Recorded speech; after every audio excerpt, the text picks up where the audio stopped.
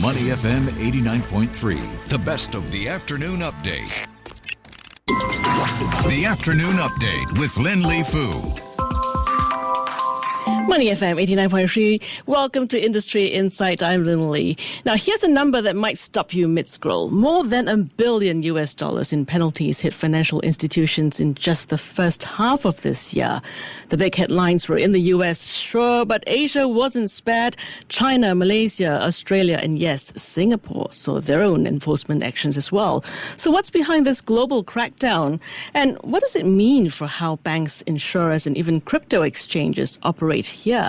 Joining us is Cengiz Kiamil, Managing Director at compliance software firm Fenergo. He tracks enforcement trends globally and works with institutions across Asia on compliance challenges. Cengiz, thanks for being here. Thank you, Lynlee. It's a pleasure to be here. Thank you for having me. Now, let's start wide. That number that's doing the rounds, over $1.2 billion in fines in 6 months. What changed? Why the sudden escalation? Well, I think fundamentally there's two key reasons why we've seen, almost a 400% year-on-year increase in regulatory fines globally. The first is the attention of the regulators is no longer just at the tip of the iceberg with the world's largest financial institutions. It's recognized that there's a whole ecosystem of players out there that are moving around large sums of money. And so governance and oversight across those players is really, really important. And secondly, I think the posture of moving away from reactive governance to proactive governance means that these actors also have to demonstrate that they've got the right governance and controls in place before the fact and not just reactive after they detect a material risk. Of course, we're talking about the report from Fenergo revealing that staggering 417% increase in regulatory fines for global financial institutions in the first half of this year.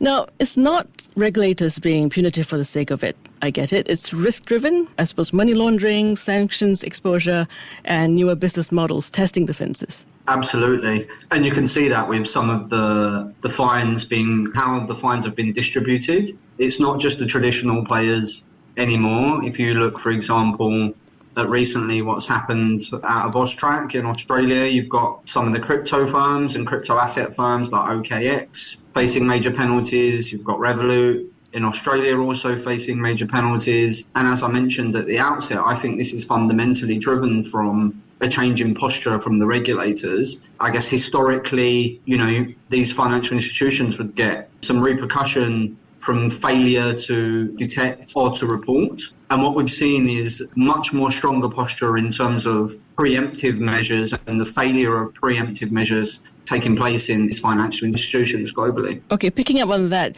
Cengiz, preemptive measures, I would think those are enforcement actions, right? So what's counted?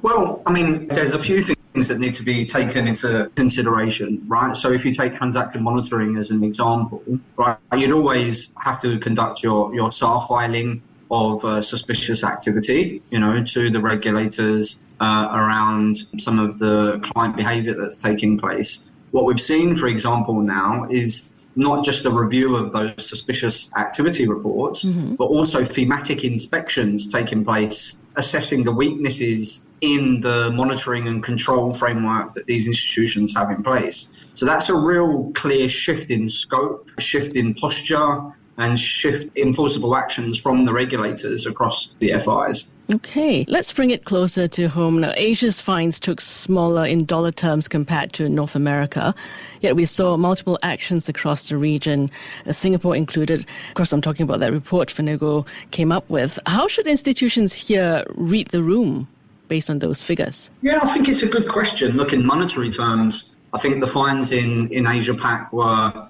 totaling at just around $4 million. That seems insignificant compared to those dished out across North America and EMEA. But I think it signals of, this shift that we've been discussing so far in the conversation in terms of scrutiny over control framework and governance. I have seen and personally experienced through my role here at Fenergo that these financial institutions are really navigating a couple of things. One, increase in complexity of products, increase in volume of transactions. in a backdrop of, I guess, ever evolving and more complex regulations to comply with. And I think those two things are a little bit of a recipe for disaster if you don't have in place the fundamental infrastructure and capability to be able to essentially have the standard risk-based framework that I guess you've always had without the agility, the ability to evolve and comply and keep up to date with these evolving regulations. Okay, so you need more monitoring and more powerful tools. I think, even though Fenergo is a tech provider, we tend not to think about this just from a technology perspective. Ultimately, when you look at due diligence as a whole, it's a combination of policy, process and technology working together. What we've seen, particularly in Asia, is a very manual process to onboarding and due diligence that corresponds to that. And that's why the cost of onboarding, for example,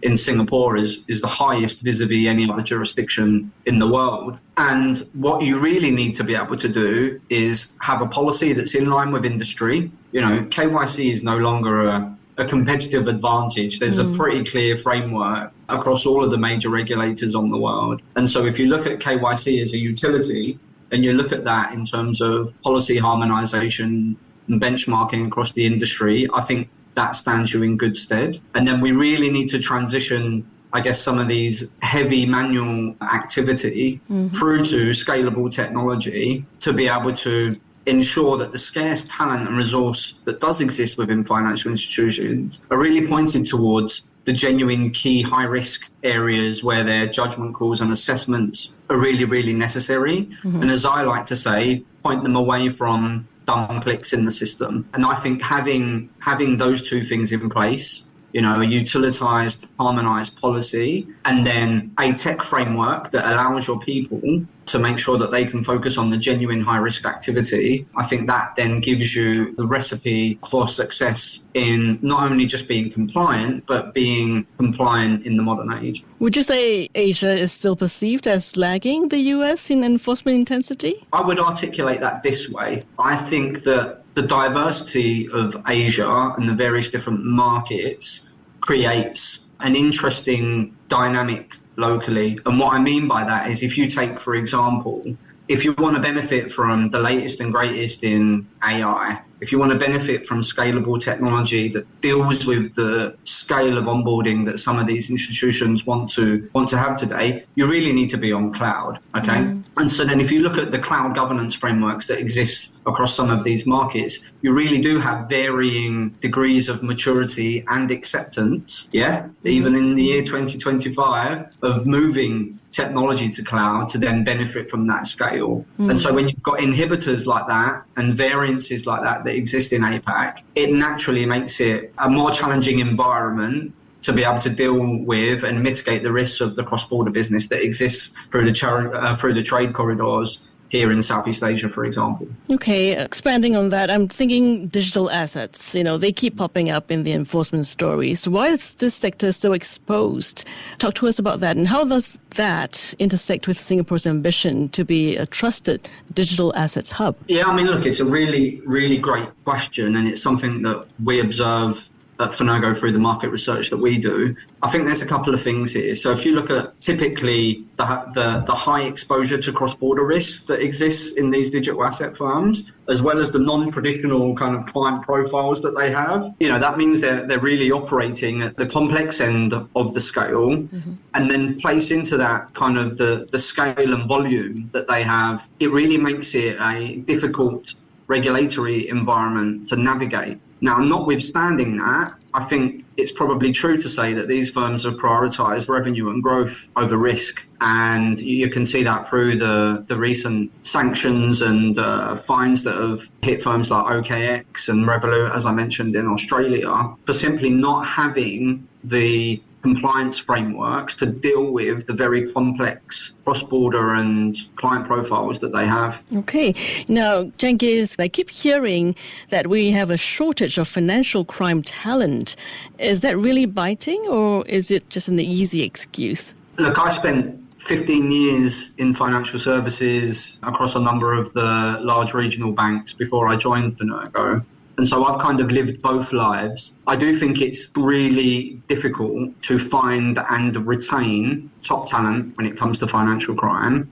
And then even if you're able to retain them, the ability to keep them motivated in terms of employee satisfaction and employee experience is where the challenge is. And what I'm seeing in the industry is firms that are unable to maximize on that employee experience are the ones that end up facing it, the difficulties in retaining those top talent employees. And so retaining that talent, I believe, is true. Now, notwithstanding that, if you know that that's the case, a really simple way to maximize employee experience, obviously in terms of compensation, but in, tooling, there isn't a bank that I walk into in the region where they're not asking their employees to manually rekey data from one place to another place. We call it swivel chair integrations, lots of manual work, lots of dumb clicks. These are talented individuals that you've spent a fortune trying to train and retain and mitigate some of the largest risks that the bank sees with respect to its business arrangements. I think you should then take the investment decisions that are necessary to maximize that employee experience. And a really easy way to do that is to give them a toolkit that helps them, that supports them, that takes the easy tasks away, and that gives them all the insights and efficiencies that they need to be able to make those high-value decisions more effectively. Okay, Cengiz, moving on to technology now. Help me separate hype from help. Where can technology, including AI, genuinely move the needle, and where is it just AI washing? Yeah, look, we face conversations like this all the time. I'm proud to say here at Fenergo, we are embarking on this agentic AI journey as well. We've made significant investments in our platform because we truly believe in the value that it can create for financial institutions. And I think the danger with discussing AI is really around kind of using the umbrella term and not being specific in terms of the context and the use case that you're applying it to. Okay, so when we think about agentic AI, we really think about how do we support those employees, how do we support those banks in real life use cases applied in the right context so that it's the most efficient and effective. So let's use an example.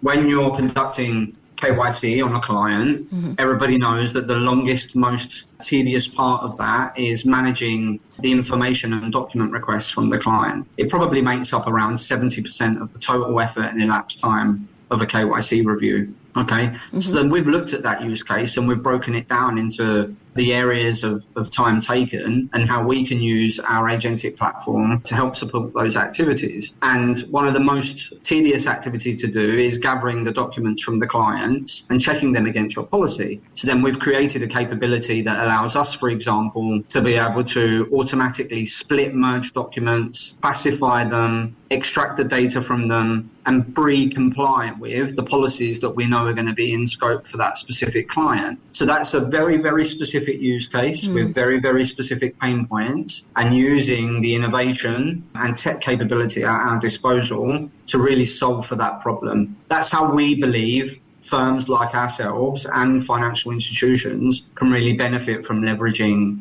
AI and the broader technology stack that they have at their disposal. Be focused, be contextual, and clearly when talking about AI, everything has to be explainable, auditable, and traceable. Okay, in practical terms, we are running out of time now. If I'm a COO or compliance head listening right now, what are the 3 things I can do in the next 90 days that materially reduce exposure? I would think big, start small, and move quickly in terms of your end state. And I really believe in the principle of gaining value through iterative, small changes and enhancements to the ecosystem. So I would look at your policy. That's an easy place to start. I would look at your tech stack and how you can simplify and focus there in terms of short-term 90-day wins across each of those different elements. All right. Cengiz, thank you so much for joining us and sharing your perspective. It's been great having you on Industry Insight. Appreciate your time helping us make sense of this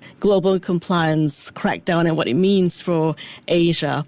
Thank you so much. No problem at all. Thank you, and thank you to the listeners. He is Cengiz Kiamil, Managing Director at Fenergo, a software company focused on compliance and financial crime risk management. This has been Industry Insight on the Afternoon Update. I'm Lynlee. To listen to more great interviews, download our podcasts at audio.sg or download the audio app. That's AWEDIO, audio at the App Store and Google Play.